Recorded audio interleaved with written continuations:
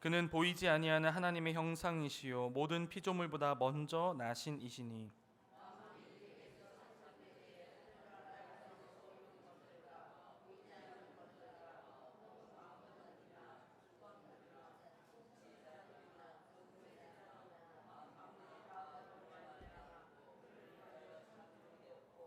또한 그가 만물보다 먼저 계시고 만물이 그 암에 함께 섰느니라.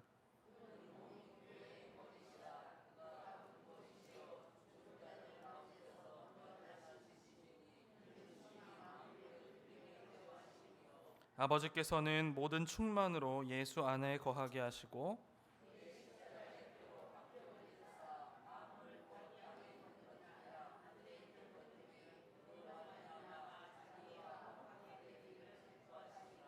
아멘. 잠깐 기도하겠습니다.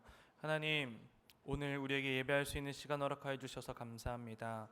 주님께서 불러주셨사오니 그냥 돌아가지 않게 하시고 하나님 오늘 전하여지는 그 말씀을 우리 마음속에 깊이 새기고 돌아가는 귀한 시간 될 수 있도록 주여 함께하여 주시옵소서. 주님, 부족한 종이 말씀을 전할 터인데 하나님 이 종의 모습은 십자가의 뒤로 숨겨주시고 이곳 가운데 온전히 하나님의 말씀만이 남을 수 있도록 그리고 역사할 수 있도록 인도하여 주시옵소서. 감사합니다. 예수 그리스도의 이름으로 기도드렸습니다. 아멘. 여러분 안녕하세요. 우리 교회에서는 안녕하세요 하면 아멘 이러시더라고요. 여러분 안녕하세요. 우리는 보통 사람 만나면 안녕하세요 이렇게 인사를 하죠. 그러면은 돌아오는 대답이 어떻습니까? 안녕하세요. 맞장구 쳐서 그렇게 하잖아요. 혹은 반갑습니다. 그런데 이 골로새서가 쓰여졌던 이 시대, 로마 시대에는 조금 달랐다고 해요. 사람을 만나면 안녕하세요 이런 인사보다는 가이사는 주님이시다 이렇게 인사를 했다고 합니다. 그리고 인사를 받은 사람도 맞습니다. 우리의 주님은 가이사입니다. 라고 화답을 하는 거죠. 여기서 가이사라는 건 누구냐면 로마의 황제를 이야기합니다. 시저라고 하기도 하고 가이사. 그래서 그 당시에는 로마의 황제가 거의 신격화되어 있었기 때문에 우리의 황제, 우리 가이사가 우리의 주님이시다 이렇게 인사를 한 것이죠. 자, 그런데 이때에 이런 시기에 그렇게 대답하는, 그러니까 맞습니다. 가이사가 우리의 주님입니다. 이런 대답이 아니라 나의 주님은 오직 예수 그리스도이십니다. 라고 하는 사람들이 있었다는 거예요. 이제 그런 사람들은 어떻게 됐겠습니까? 색출을 당해서 이제 콜로세움 원형 경기장에 몰아넣고 이제 맹수의 밥이 되는 거죠. 그 순교를 당하는 거예요. 따라서 여러분 로마 시대 요 시대에 그리스도를 섬긴다는 것 그리고 그리스도에 대해서 신앙을 고백한다는 것은 오늘날과는 다르게 자신의 목숨을 내걸어야만이 할 수 있는 그러한 시대가 바로 골로새서의 배경이 되는 그러한 시대였습니다. 바울이 골로새 교회에 보낸 편지가 골로새서인데 이 골로새 교회에 진짜로 하고 싶은 말은 결국 이거예요. 골로새 교회 다른 초대 교회들도 마찬가지겠지만 계속해서 그 교회들이 어려움을 겪었다는 거죠. 이단들도 많이 틈탔고 삶도 굉장히 고됐습니다. 보세요. 지금 색출 당하면 그대로 죽는 거였으니까요. 그런데 바울이 이런 골로새 교회에게 진짜로 하고 싶은 말은 무엇이냐? 결국엔 이겁니다. 기본으로 돌아가라. 복음으로 돌아서라. 라고 하는 거예요. 그렇게 해서 계속해서 이야기하는 것들이 믿음과 소망과 사랑과 복음의 참 가치에 대해서 이야기를 하고 하나님과 동행하는 삶에 대해서 이야기를 하고 예수 그리스도를 닮는다는 것이 어떤 것인지에 대해서 이야기를 하고 기본으로 돌아가라는 것이거든요. 그런데 그 중에서도 골로새서의 가장 핵심적인 주제가 되는 말씀이 있습니다. 그 핵심을 이야기하기 위해서 오늘 본문에서부터 시작이 돼요. 그게 무엇이냐 하면 예수 그리스도의 주 되심. 다른 말로 하면 예수님의 주권. 쉬운 표현으로 해드리겠습니다. 예수님이 나의 주인이십니다. 한 가지 묻겠습니다. 여러분, 예수님이 여러분의 주인이십니까? 아멘. 이게 골로새서의 핵심이자 기록 목적이라는 거예요. 이러한 주제를 잘 담고 있는 말씀이 골로새서 2장 6절에 나와 있습니다. 함께 읽어볼까요? 시작. 그러므로 너희가 그리스도 예수를 주로 받았으니 그 안에서 행해라. 골로새서의 핵심 말씀입니다. 2장 6절. 그렇다면 오늘 이 말씀은 이 주제, 예수님이 나의 주인이시다라는 그 주제에 관련해서 어떠한 역할을 하는가? 바로 예수 그리스도가 왜 어떤 의미에서 우리의 주인이십니까? 왜 우리가 예수 그리스도를 주로 고백해야 하는 것이며 그것에 대한 근거가 무엇인가 하는 것을 말해주고 있는 것이 바로 오늘 읽은 본문의 역할입니다. 그러니까 주제를 설명해주는 근거가 되는 거예요. 자, 오늘 본문에는 예수님이 우리의 주님이 되신다는 것의 이유를 설명해주는 키워드들을 찾을 수가 있어요. 핵심 단어들을 찾을 수도 있고 또 유추할 수도 있습니다. 그 핵심 단어가 무엇이냐면 첫 번째로는 창조입니다. 두 번째로는 구속입니다. 세 번째로는 섭리, 네 번째로 마지막으로 교회입니다.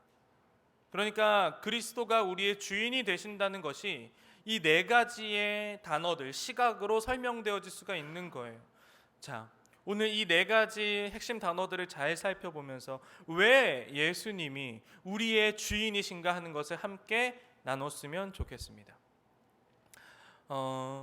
옛날 동화 중에 여러분 피노키오라는 동화를 아십니까?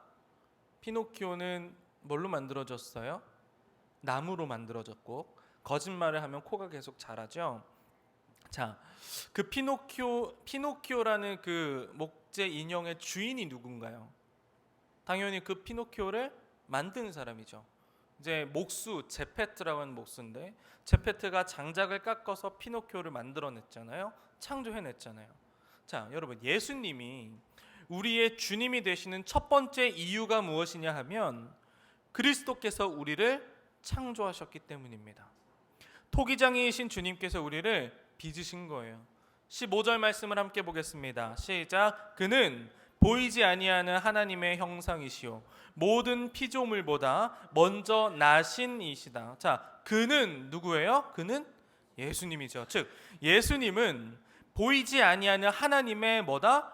형상이시다라는 거예요.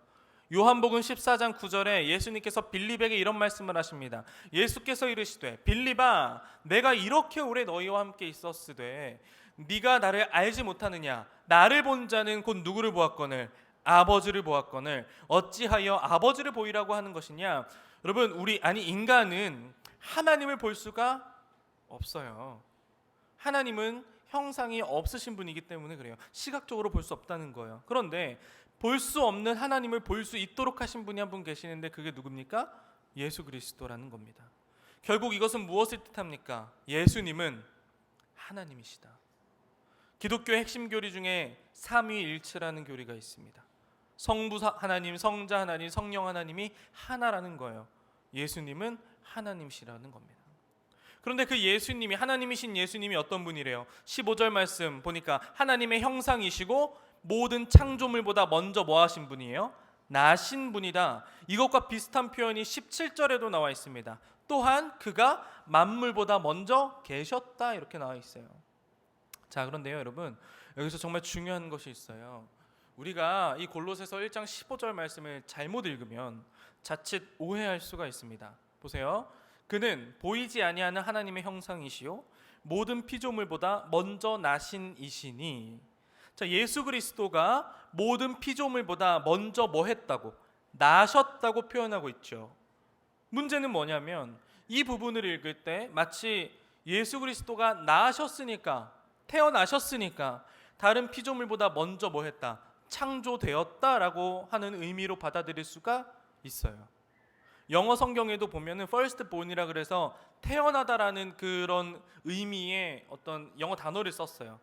자, 그런데 만약에 그 내용이 성립을 해버리면 참이라고 한다면 무슨 문제가 생기냐 하면 예수 그리스도는 우리를 창조하신 분이 아닌 게 되는 거예요. 조물주가 아닌 겁니다. 왜요? 예수님도 창조되신 것이기 때문에.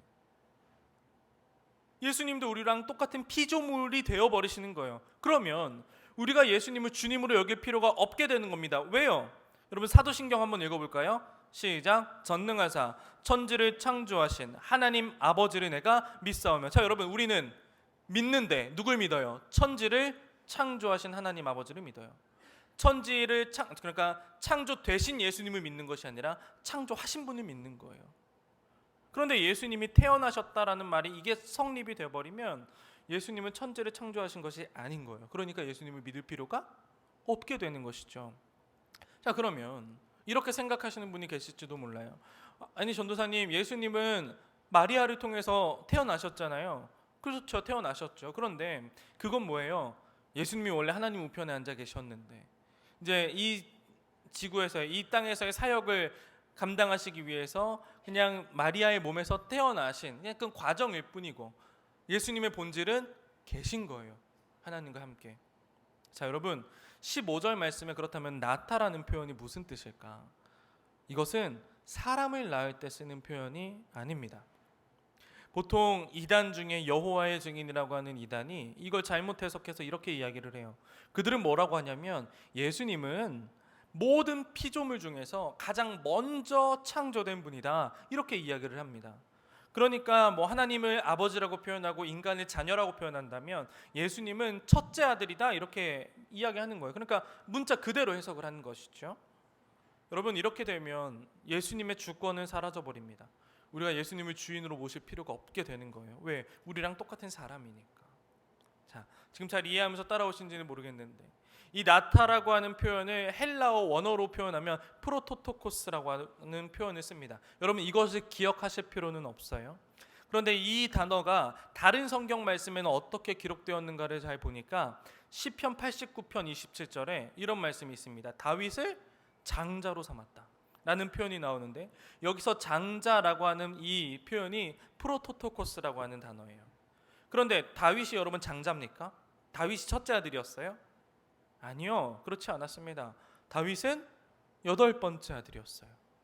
자, 그리고 예레미야 31장 9절에 보니까 나는 이스라엘의 아버지요 에브라임은 나의 장자니라, 이제 이런 표현이 있는데 여기서 나온 장자라는 말도 프로토토코스예요. 그러니까 에브라임이 장자였습니까? 그렇지 않아요.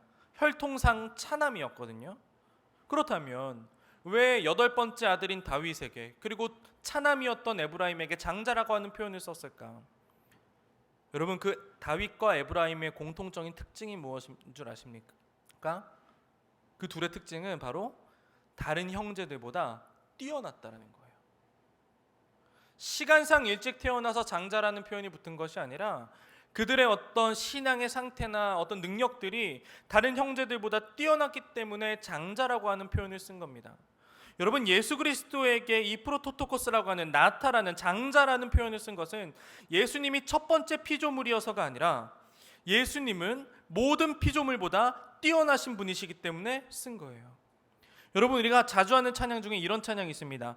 모든 이름 위에 뛰어난 이름 예수는 주, 예수는 주. 모든 피조물보다 뛰어나신 분이시기 때문에 예수 그리스도는 주님이라고 하는 고백 아닙니까? 여러분, 그리스도는 만물의 일부가 아니에요. 모든 창조물과는 엄연히 구별되는 존재입니다. 오늘 본문 16절을 보십시오. 시작. 만물이 그에게 창조되되 하늘과 땅에서 보이는 것들과 보이지 않는 것들과 혹은 보좌들이나 주관들이나 정사들이나 권세들이나 만물이 다 그로 말미암고 그를 위하여 창조되었다. 자, 만물이 그에게서 창조되었다. 그리고 만물이 다 그로 말미암았다. 심지어 보좌, 주관, 정사, 권세들까지도 다 그를 통해서 창조되었다. 여러분, 여기서 보좌와 주관과 정사와 권세들이라고 하는 것은 많은 성경학자들이 이야기하기를 천사들의 역할을 나타낸다고 합니다. 따라서 이건 무슨 뜻이냐면 천사들도 그리스도를 통해서 창조가 되었다. 자, 그렇다면 뭐예요? 눈에 보이는 유형의 물체뿐만 아니라 천사와 같이 보이지 않는 무형의 존재들까지도 예수 그리스도를 통해서 창조가 되었다라는 것이죠. 여러분, 정말 놀라운 사실은 보이는 세계와 보이지 않는 세계를 창조하신 분이 저와 여러분을 창조하셨습니다. 그래서 그분이 나의 주님이신 거예요. 여러분, 인정하십니까? 그분은 창세 전에 우리보다 먼저 계셨고, 창조가 되신 것이 아니라 계셨고, 그리고 만물을 창조하셨고, 친히 토기장이가 되셔서 우리 또한 창조하셨기 때문에 우리의 주님은 그분이 되는 것입니다. 믿으십니까? 우리가 그리스도인으로서 이것이 인정 안 되면 신앙생활 참 하기 힘들어질 겁니다. 여러 가지 벽에 부딪혀 버릴 거예요. 그런데 이것이 인정이 되잖아요. 우리의 주인이 창조주시라고 하는 것이 인정이 되면 이제 다음으로 제가 할 이야기에 대해서 굉장히 충격을 받게 되실 겁니다. 자, 우리가 예수 그리스도를 주님이라고 고백해야 되는 두 번째 이유, 바로 구속이에요. 구속. 다른 말로 하면 구원입니다. 14절 말씀을 함께 보시죠. 시작. 그 아들 안에서 우리가 구속 곧 죄사함을 얻었도다. 여러분, 구속이라고 하는 말은 어떤 대가를 지불하고 원상태로 회복시킨다라는 뜻입니다.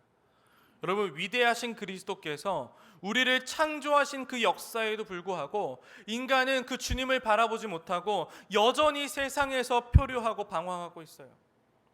그래서 인간은 결국에는 죄악이라고 하는 울타리 안에 갇혀버리고 만 겁니다.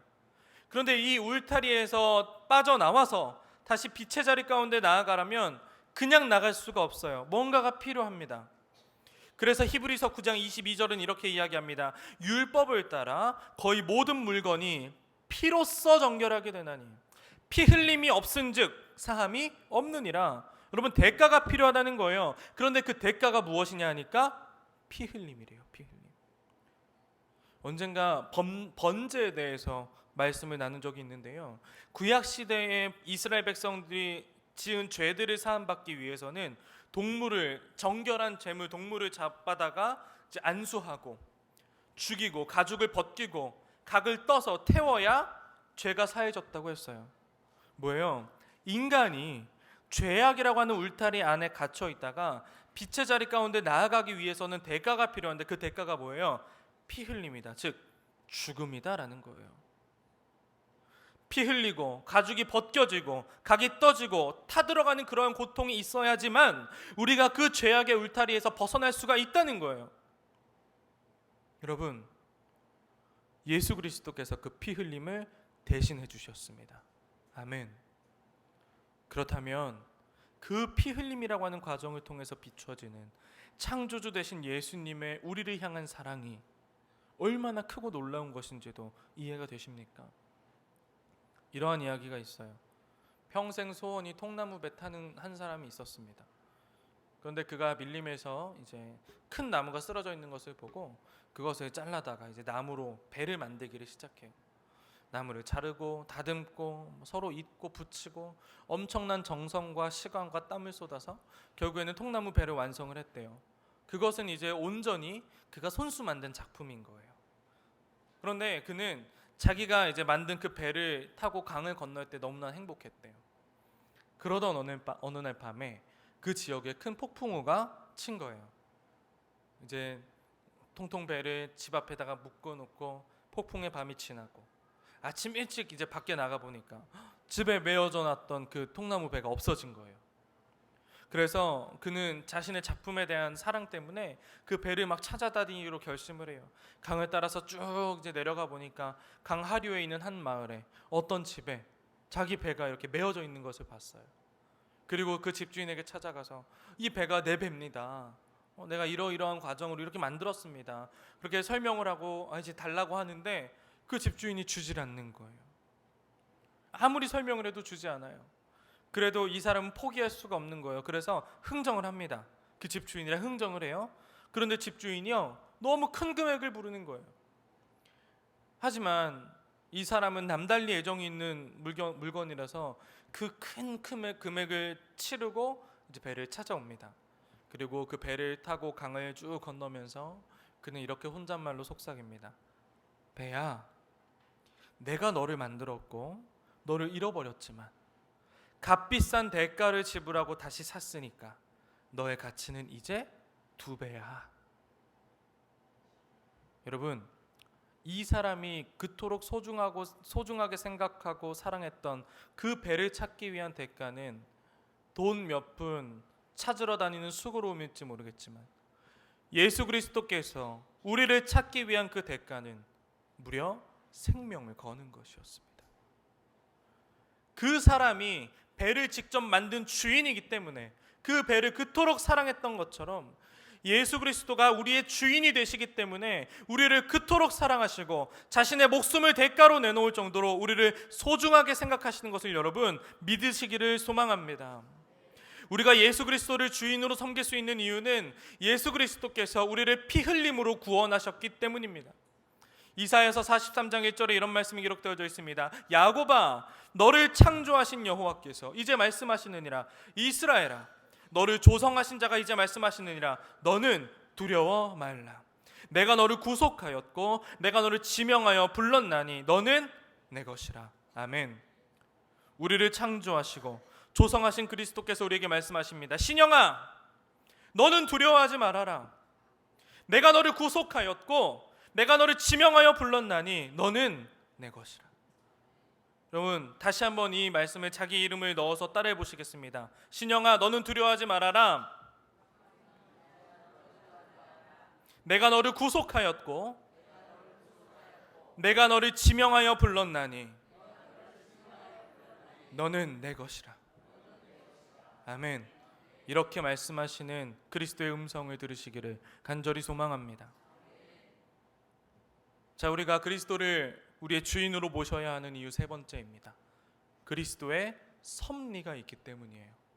17절 말씀을 함께 보시죠. 시작. 또한 그가 만물보다 먼저 계시고 만물이 그 안에 함께 섰느니라. 자, 여기에서 나오는 그 안에 함께 섰다라는 표현이 잘 이해가 안 가시죠? 이게 무슨 뜻일까? 그래서 다른 성경을 찾아봤습니다. 현대인의 성경을 봤더니 이 구절이 더 원어에 가깝게 표현되어져 있는데 뭐라고 나와 있냐면 그분에 의해서 유지되고 있습니다. 이렇게 번역이 되어져 있어요. 영어 성경으로 보면 hold together. 주님께서 만물을 붙들고 계시고 그분에 의해서 유지가 되고 있다라는 것이죠. 자, 그리스도께서 우리를 창조하시고 구속하신 다음에 그냥 내버려 두시는 것이 아니라 우리의 삶에 계속해서 개입하시는 거예요. 여러분 혹시 이신론이라는 말을 들어보신 분 계신가요? 이신론. 그건 자연 종교라고도 이야기를 합니다. 이제 17세기에 영국에서 시작이 된 것인데 종교적인 내용은 뭐냐면 인간에게요 자유로운 신앙을 주는 그런 거예요. 제가 뭐 종교 철학 시간이 아니지만 이걸 말씀드리는 이유가 있어요. 이신론에 대해서 여러 가지 내용들이 있지만 그 중에 하나가 뭐냐면 천지를 창조하신 하나님은 인정합니다. 그런데 하나님의 역할은 딱 거기까지라는 거예요. 그 이후에 어떤 인간이나 자연의 과정 가운데 일절 간섭을 하지 않으신다는 거예요.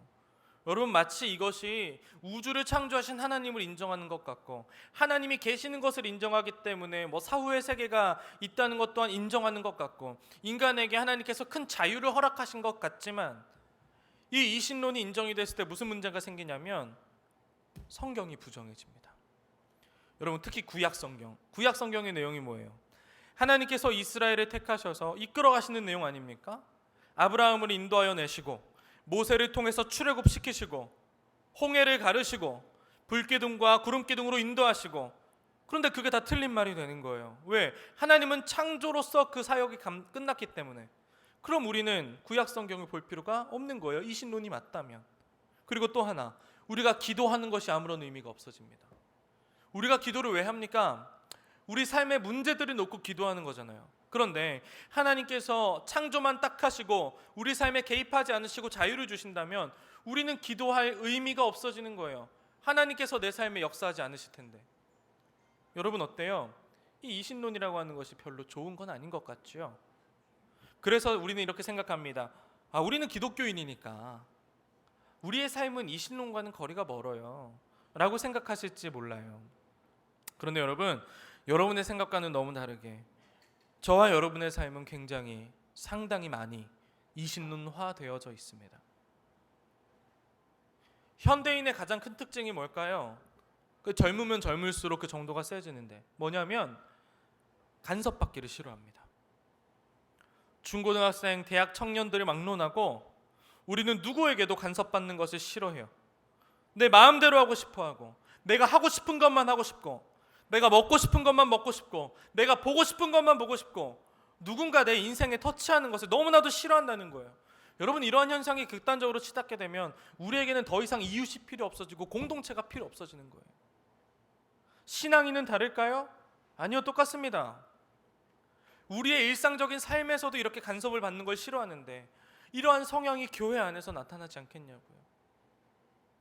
우리도 하나님께 소원을 아뢰고 인생의 문제를 해결해 달라고 기도합니다. 그러나 어느 순간 돌아보면 우리는 하나님의 간섭을 받는 것을 너무나도 싫어합니다. 딱 내가 원하는 것만 들어주기를 바라요. 얼마나 뻔뻔합니까? 여러분, 만약에 우리가 하나님께 하나님, 제가 하고 싶은 이것만 하게 해주세요, 저에게 자유를 허락해 주세요, 그렇게 떼쓴다고 한번 해봅시다. 기도를 했다고 생각해 볼까요? 그런데 하나님이 그래? 알겠어, 그렇게 하시고 내일 여러분에게 생명을 허락하지 않으시면 어떡하시겠습니까? 태양과 달이 자기 마음대로 움직이고 비가 오지 않고 눈이 멈추지 않으면 여러분 어떻게 하시겠습니까? 여러분, 하나님의 섭리라고 하는 것이 대단한 게 아니라 뭔가 기적적이고 우리에게 표적이 될 만한 그러한 드라마틱한 건 줄 아십니까? 아니요, 그런 것만 있는 것이 아닙니다. 우리가 인식하지 못하는 그 세밀한 부분까지 하나님의 섭리는 계속해서 이루어지는 거예요. 하나님의 섭리가 없었다면 여러분 이 자리에 없을 수도 있습니다. 만물을 창조하신 하나님께서, 만물을 창조하신 그분께서 만물을 붙들고 계시는 거예요. 만물이 유지되고 있는 것은 그리스도께서 간섭하시기 때문입니다. 여러분, 이 그리스도의 섭리를 다른 말로 표현하면 통치라고 표현합니다. 그리고 은혜라고 하는 거예요. 은혜. 제가 언젠가 부산으로 찬양 선교를 다녀왔는데 새벽에 출발하는 날 갑자기 허리가 나갔어요. 번쩍 하더니 갑자기 이제 주저앉게 되는 거예요. 꼭 디스크가 터진 것처럼 허리를 펼 수도 없고 접을 수도 없고, 그렇게 허리가 고장난 상태로 부산으로 대여섯 시간을 차를 타고 가는데 거의 죽어서 갔어요. 죽어서. 도착해서도요, 땅바닥에 앉아, 이렇게 딱딱한 바닥에는 절대 앉아 있지 못합니다. 그래서 푹신한 어떤 소파나 뭐 이런 데 앉아 있어요. 이렇게 앉을 거 아니에요. 그러면은 굽혀져 있는 상태로 또 이게 굳어요. 일어나지 못하겠는 거예요.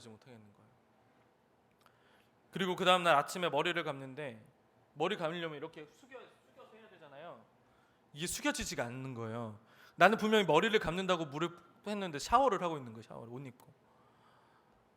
야, 제가 그때 뭘 느꼈냐면 허리를 숙일 수 있는 것도 하나님의 은혜구나.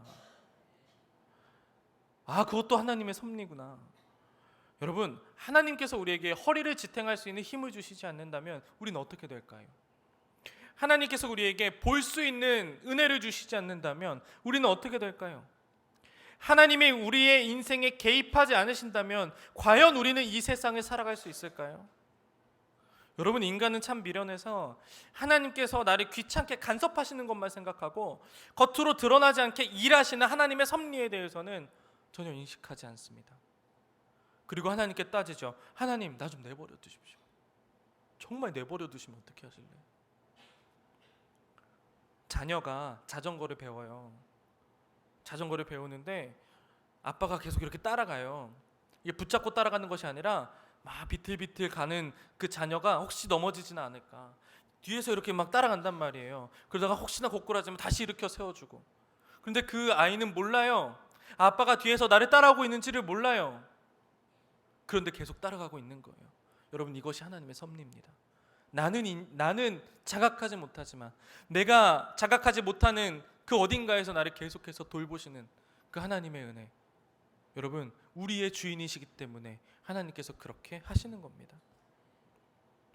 그리스도가 우리의 주인이 된다는 것은 이런 겁니다. 우리 삶을 계속해서 섭리로 인도해 가시는 것. 그 섭리와 은혜 때문에 우리는 그리스도를 우리의 주인이라고 고백할 수가 있는 것입니다. 지금 우리가 이곳에서 모여서 예배하는 것, 그리스도의 섭리입니다. 우리를 계속해서 운행해 가시는 거예요. 그리고 마지막으로 우리가 그리스도를 주인으로 고백할 수 있는 이유, 그리스도가 우리의 머리가 되시기 때문입니다. 18절, 오늘 보면 18절 함께 읽어보시죠. 시작. 그는 몸인 교회의 머리라. 그가 근본이요 죽은 자들 가운데서 먼저 나신 자니 이는 친히 만물의 으뜸이 되려 하심이요. 자, 이거를 새 번역 성경으로 읽으면 좀 편해요. 이해하기가. 이렇게 되어 있습니다. 그분은 교회라는 몸의 머리이십니다. 그는 근원이시며 죽은 사람들 가운데서 제일 먼저 살아나신 분이십니다. 이는 그분이 만물 가운데에서 으뜸이 되시기 위함입니다. 여러분, 이 말씀은 이렇게 봐야지 맞습니다. 그리스도는 머리시고 교회는 몸인데 우리는 그 교회를 이루어가는 지체다 라는 말을 여러분 들어보신 분 계시죠? 사람의 신체가 아무리 건강해도요, 머리가 죽으면 그거는 아무런 소용이 없어요. 그리고 머리가 없으면 인간의 신체는 조화를 이룰 수도 없습니다. 머리로부터 명령을 받아야 모든 지체가 조화롭게 움직이고 조화를 이룰 수 있는 것처럼 우리 또한 그리스도의 몸된 교회의 지체로서 머리 대신 주님의 공급을 받아야지 조화를 이룰 수가 있는 거예요. 혹시 이런 생각을 하시는 분 계십니까? 저는 죄를 많이 저질렀어요. 그렇게 잘하는 것도 없어요. 늘 문제투성이에요. 아무리 예수님이 교회의 머리가 되셔도 저라는 지체는 아무런 쓸모가 없기 때문에 쓰임받지 못할 거예요. 여러분, 호주의 닉 부이치치라는 사람을 아십니까? 혹시 사진이 준비가 되었나요? 이 사람 보십시오. 머리밖에 없죠? 팔과 다리가 없습니다. 그런데요, 여러분, 사지가 그렇게 됐어도 이 사람은 머리가 살아있기 때문에 세상을 바꿀 수가 있는 거예요. 간절히 바라기는 우리의 모습이 어떤 모습일지라도, 비록 죄인의 어떤 그러한 삶을 살아가고 있었을지라도 교회의 머리 되시는 예수 그리스도의 공급에 충만함을 얻기를 간절히 소망합니다. 그럼 우리 세상을 바꿀 수가 있어요. 말씀을 정리하겠습니다. 여러분, 우리는 예수 그리스도의 주인 되심을 너무나도 많이 잃어버렸습니다.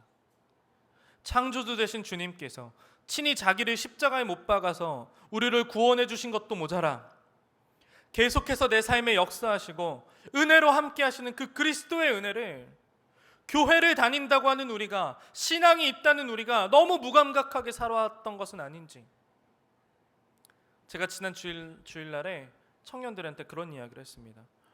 너희들 왜 주일 성수하지 않니? 일주일에 2시간, 그 시간 하나님께 드리는 것이 그렇게 아깝냐고.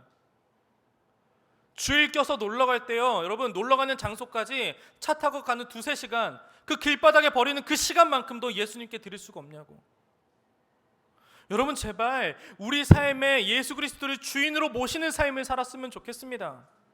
미움과 시기와 질투와 불법과 거짓과 음란이 판치는 세상을 우리의 주인으로 삼는 것이 아니라 사랑과 평안과 은혜와 섭리와 기쁨과 성령이 충만한 우리 예수 그리스도를 우리의 삶의 주인으로 모실 때 우리 삶 가운데 기쁨이 넘치고 자유함이 있고 온전한 회복이 있을 줄 믿습니다.